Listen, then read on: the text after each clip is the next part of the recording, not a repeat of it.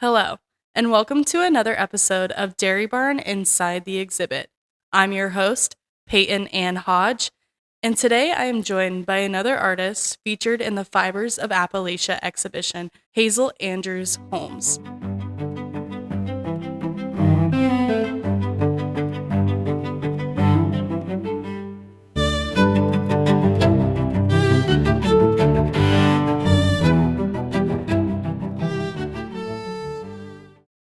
Hazel, thank you so much for coming on the podcast today. Thanks for inviting me. I'm really excited about it. Yes, so go ahead and tell our listeners a bit about who you are, your background, where you're from, etc. I'm currently living in North Braddock, Pennsylvania, which is a decrepit post-industrial town just down the river from Pittsburgh. We still have the only steel mill in the area that's actively running. And originally, I'm from Philadelphia, lived there for 24 years.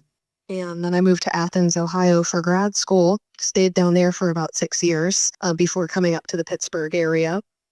And I went to grad school for plant biology. So the forest ecology work I did down at OU informs a lot of my creative work in different artistic media, as well as the kinds of scientific research I've done and journal articles I've published.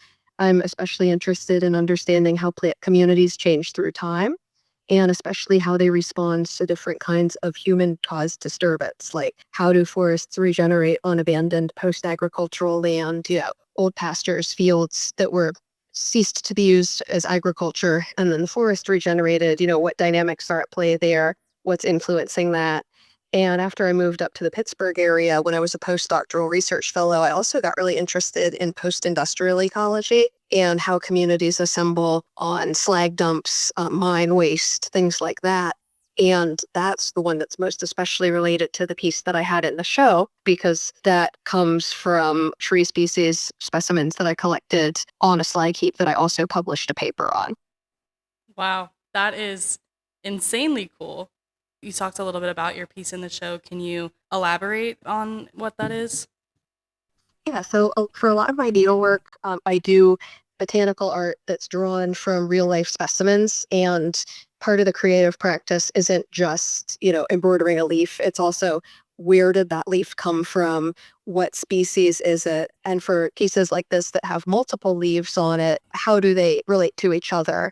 I explore a lot of relationships between species in the evolutionary context, the relationship of like different oaks to chestnuts and beeches, or the relationship of different oak species across the landscape.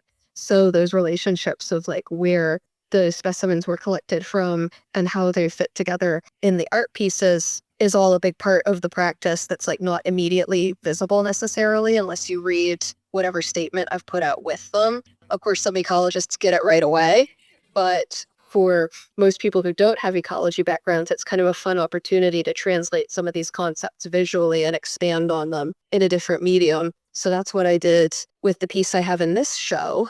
It actually started out as a drawing. Many of my leaf patterns double as drawings or prints on their own.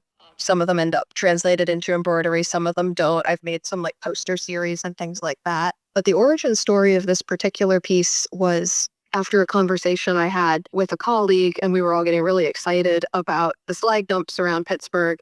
So I just stopped at one at the end of the day, and it was winter time, so all these leaves were kind of dried out, but still usable. Collected a bunch of leaves down there. I was like, oh, I'm going to go draw a bunch of these later. And they ended up fitting together into this nice representation of wind dispersed trees. I work a lot with dispersal ecology and how different plants move around the landscape and how that influences how these communities assemble after disturbance. Wind dispersed trees tend to do really well in these kinds of abandoned places because they get there very easily. So we have this really cool process of community assembly. Whether plants are able to colonize a site partially relates to how they're able to get there. And the wind dispersal was one of the things I wanted to highlight with this piece and tie it into ecological history. And then it also ended up tying into some of these more family or personal narratives about relationships with place and how there's all these interesting parallels between plant community assembly and, assembling chosen family or recovery from different kinds of trauma and things like that. So it kind of worked out together in a really nice little package, tying a whole bunch of disparate interests of mine together. Wow, that's really beautiful. I'm so interested by this, like this whole take that you've, taken your education and made it into this beautiful, like rare art. I've never heard anyone doing anything like this. So very, very cool.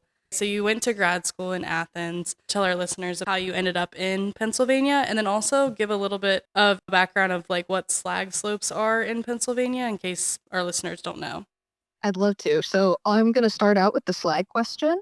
So basically, Pennsylvania and Ohio and a lot of other places nearby have extensive histories of iron, iron mining, and then you have to melt it down, the rough ore, and extract the impurities, and then eventually you can turn it into steel. Pittsburgh, of course, has a really extensive history of steel mills, and we've got the Steelers, and we've got Steely McBeam, and we've got all that stuff. So Pittsburgh is like a great model system for this, but you find these kind of post-industrial sites worldwide. And the slag is basically just the iron ore waste. When you're refining the iron ore down into a usable metal, you have to get rid of all of these chemicals and chunks of rock and impurities and stuff that come off of it. And then all that waste has to go somewhere. So one of the big legacy effects of industrial land use is just ending up with a lot of trash and a lot of waste piles. And in Pittsburgh, we have a few different ones. There were these massive mountain-like dumps of slag, this industrial waste product. One of the ones that I worked on basically filled a whole valley in the span of 50 years. And there's one that I have not been to yet that was converted into a mall, Century 3, and you can still see like sides of this giant slag heap there if you go there. There's slag heaps all over the world. There's like historical sites that go back to the Middle Ages and like Roman times in Europe that you can visit as a tourist attraction of all things. So I found it really interesting when I moved up here because Philadelphia has industrial waste sites, but I hadn't really been to slag heaps quite like this. And it was like the first time I went to one was really eye-opening for me because I could see all of these cool ecological processes that I've studied in the context of things like lava flows, all these cool like pattern formations with how the plants are arranged in space relative to each other and relative to environmental variation and things like that, how the plants are interacting with each other. And you can just see it right there if you know what to look for. You like barely have to even like analyze it or try to explain it statistically. You're just like, yeah, that's doing the thing I read about. Awesome. Right. And so did you choose to move to Pennsylvania because of that? No, actually, I kind of just ended up here without a particular reason because when I finished grad school, I did the usual like post PhD job hunt. I applied for like a lot of different kinds of positions, postdoctoral fellowships, government jobs, academic jobs, things like that, Mhm. and didn't have a whole lot of success. I stuck around Athens for like an additional summer in a sublet, sleeping on a floor to do another research project, but I was going to have to go somewhere, even if I didn't have somewhere specific to go for a job, because there aren't that many jobs in my field or out of it in Southeast Ohio. And at that point, it was also just time for me to go. It's like I'd been there for 6 years and there was a lot I loved about it, but it was also just really time to move on to something else and hopefully do some other scientific adventures for a while. So I knew a lot of people in Pittsburgh. There were a lot of people who like moved up from Athens who I knew who had settled up here. And also a lot of people that I knew in Pittsburgh from like years ago when I used to come out and visit. So I figured I wouldn't be going in like totally blank. I have some people around and it's more affordable than some other places, or at least it was at the time. And I figured I have a better shot at getting some kind of job that paid up here, whether it was in my field or not. And it ended up being really fortuitous because I signed a lease on an apartment up here and I was like, oh, no, it's Pittsburgh and like see if I can get a like interim job, make some money and, keep applying for stuff. And I ended up connecting with a professor at the University of Pittsburgh who had like just started and was getting her lab started up. And we ended up collaborating, and she ended up hiring me as a postdoctoral fellow for a few years. And then I also got a job I didn't really apply for as an adjunct professor, so part-time, contract-based, one course at a time at Chatham University. And that was the first job that I got kind of out of grad school. They were willing to take a chance on me teaching a class and developing a whole new class because they were really desperate and needed someone. And it didn't matter that I was like a pretty recent graduate because they were just like, do you want to do it? Yes. Okay, cool. You're hired. And we ended up doing a lot of great stuff with that course. And it's been really fun. Cool, super cool. Okay, so when you kind of brought art into your studies, was it sort of like an advocacy thing? Is that kind of like where, or is it just an outlet for you? Or do you see it one day becoming advocacy? Like you're bringing this sort of unknown thing, especially like into the dairy barn, for example, educating people on things that they might not actually know about. Was that sort of the plan, or is it just kind of become like that? It's kind of become like that because I didn't really set out to do any particular thing with it. When I was like young, I did a lot of visual art, and for the first couple years I was in high school, I was actually planning on going to art school, but I got really burned out on it and it didn't really feel like the best fit for a lot of reasons, and I got just like way more interested in like plants and biology. Seemed like a more interesting career path. So I just kind of didn't really do very much of it for a long time. Like I was doing needlework, I was doing like crochet stuff and things like that, but not so much as visual art. It was more like functional things. And then like as I got later into grad school, I kind of circled back to doing more visual art and started like drawing again a little bit and wanted to explore embroidery more because I learned how to do it when I was a kid and like, did it on and off periodically. I might like embroider something on a hat every now and then, but I wanted to get more into it as a more of a like regular creative practice. And some of the things that inspired me to do it were just like, wow, these look really cool. And there's all this like wonderful, more conceptual stuff that I can incorporate in them from my studies too, that make it like exciting to me visually and like intellectually. There's a lot of lore there that's really fun for me. And it didn't really set out to be like I have an educational goal with it, Mhm. but being able to incorporate that into it because I am also a professor, I do obviously do that too. It's one of those things where like on the first day of ecology class, I tell everybody that one of the big takeaways I want them to get from this course is that everything is connected to everything else. And for me, that's very, very true for the visual art and the research and the teaching and the outreach and all that. It's like they're all going to end up inspiring each other and informing each other, whether it's intentional or not. And that's definitely what's happened.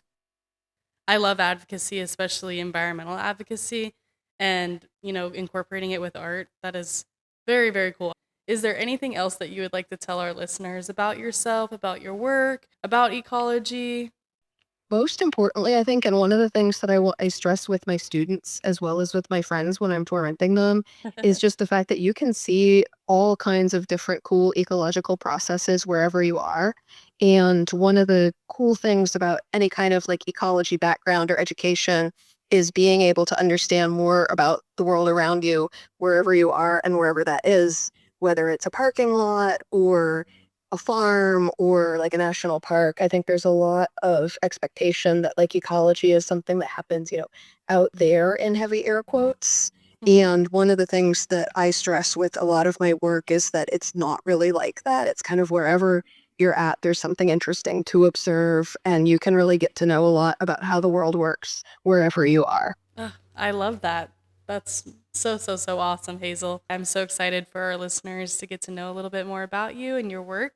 Thank you so much for coming on the podcast today.